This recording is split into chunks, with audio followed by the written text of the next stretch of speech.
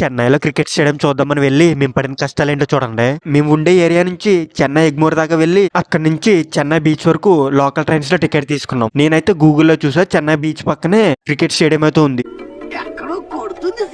ఇంతకీ Chennai beach reach అయిన తర్వాత అక్కడ బీచ్ ఉంది కానీ స్టేడియం అయితే లేదు. రీచ్ అయిన తర్వాత అర్థమైంది మేము వెళ్ళింది రాంగ్ స్టేషన్ అని.